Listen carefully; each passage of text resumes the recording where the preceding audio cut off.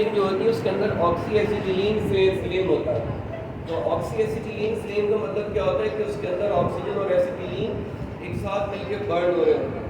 जो थोड़े से ऐसे जो हल्के पार्ट्स होते हैं ना, जैसे मोटरसाइकिल के कुछ ऐसे पार्ट्स हैं कि जो अगर इलेक्ट्रिक वेल्डिंग में मेल्ट हो जाएंगे तो फिर उनको गैस वेल्डिंग के ज़रिए मेल्ट किया जाता है।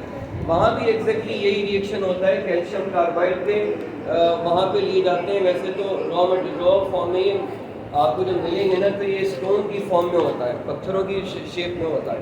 तो कैल्शियम कार्बाइड वो लेके अपनी टैंक्स में डालते हैं, उसके पीसेस करके टैंक्स में डालते हैं और कैल्शियम कार्बाइड के ऊपर पानी डालते हैं और अपने टैंक को जो है ना बंद कर देते हैं। और विद इन फ्यू मिनट्स जो है ना ये गैस इतनी अच्छी खासी डेवलप हो जाती है कि उसकी पाइप्स के अंदर आ जाती है। ऑक्सीजन तो ऑलरेडी एयर से आ रही होती है, ठीक है, प्योर ऑक्सीजन लेने की जरूरत नहीं होती इन लोगों को, ऑक्सीजन एयर से ही ले लेते हैं।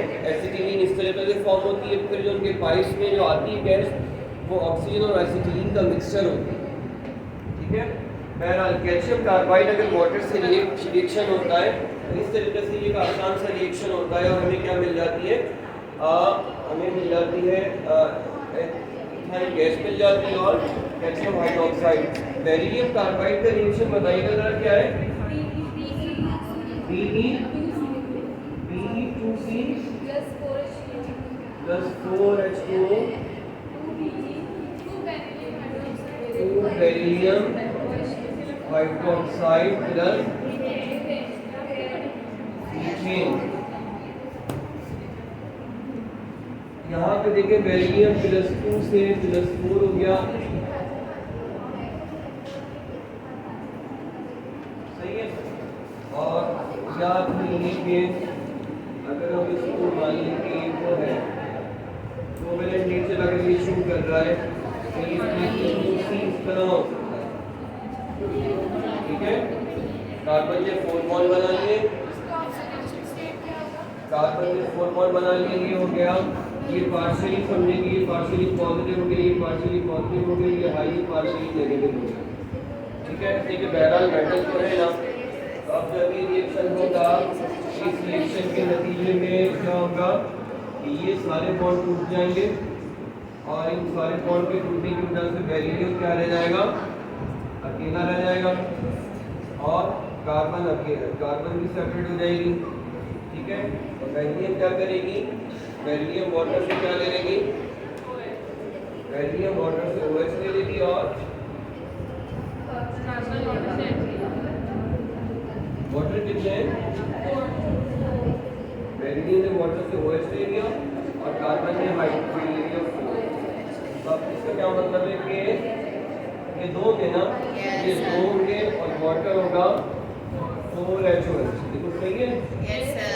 तो ये जो बेरिलियम के साथ जो रिएक्शन है ना, मोड ऑफ रिएक्शन बेरिलियम के साथ में किस तरह रिएक्शन होगा, ठीक है।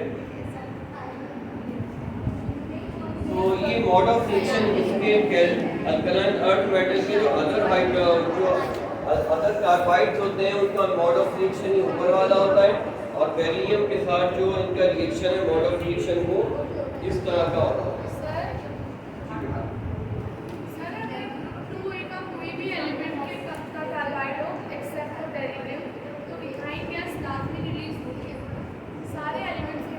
बाकी सबके जो कार्बाइड होंगे ना वो ऊपर वालों की तरह होंगे, आएंगे, ठीक है। नीचे वाला जो कार्बाइड है ना ये कोवेलेंट है,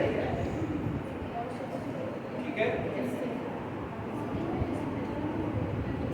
अच्छा बेटा अब देखो ये हमने कार्बाइड का थोड़ा सा देख लिया, कैल्शियम कार्बाइड का देख लिया। देखिए behaviour of nitride Be3N2 is volatile while the nitrides of other alkaline earth metal are non volatile। तो बेरिलियम का नाइट्राइड अगर वोलेटाइल है ना तो उसकी क्या वजह हो सकती है कि ये कोवेलेंट नेचर है। Be3N2 कुछ एलिवेटेड कंपाउंड नहीं है। Be3N2 कुछ सोच सकते हैं आप लोग इसका तो स्ट्रक्चर क्या होगा।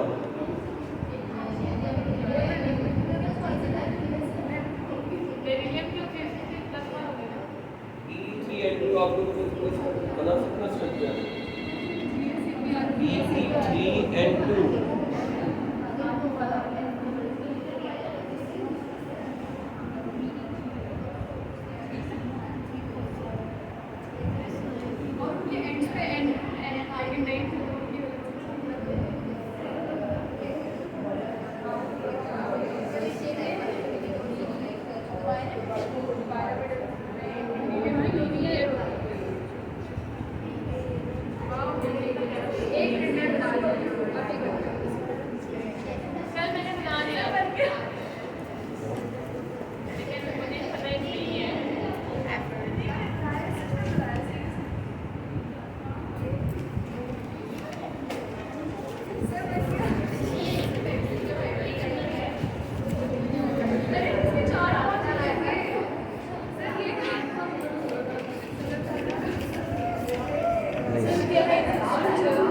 मैंने आपको कुछ पहले का बताया कि मैं बच्चे के ट्यूशन पढ़ा रहा हूँ, बताया था आपको।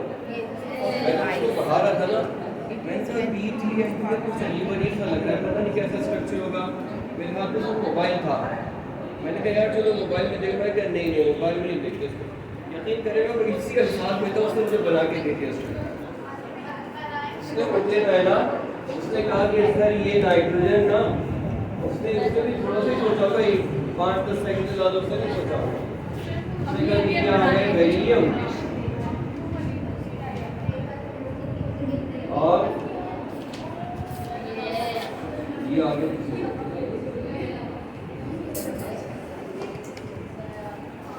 और इतना तो सेकंड का मामला था इनके कैसे। और कुछ बच्चे होते हैं गॉड गिफ्टेड होते हैं,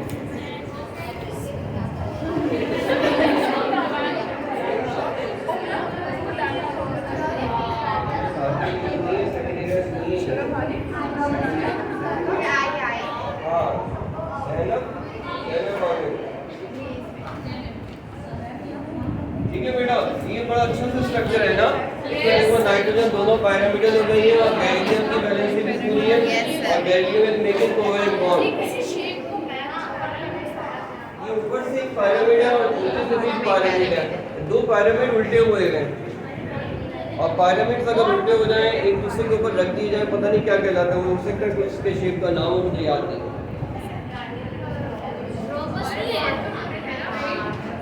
अच्छा बेटा देखो, ये था E3N2, उसके बाद जो है ना, इसके बाद देखिए अच्छा बेटा जरा बात सुनो, देखो इससे पहले इससे जो अगला पॉइंट है ना, इससे जो अगला पॉइंट है वो क्या है कि number of water of crystallization. देखो जो वाटर ऑफ क्रिस्टलाइजेशन है ना वो बेटा एक बात सुनो ज़रा, एक बहुत बेसिक सा रूल है कि जो एलिमेंट जिस पीरियड में होता है ना तो उसके अंदर उतने ही सब शेल होते हैं। जैसे कि बेरिलियम आ रहा है सेकंड पीरियड में, उसमें बस 2 सब शेल होते हैं S और P, लेकिन इसके नीचे जितने भी एलिमेंट है ना उनमें 2 से ज़्यादा सब शेल होते हैं S, P और D। आप ये इसको पॉज कर दें, ये बात यहाँ नहीं है।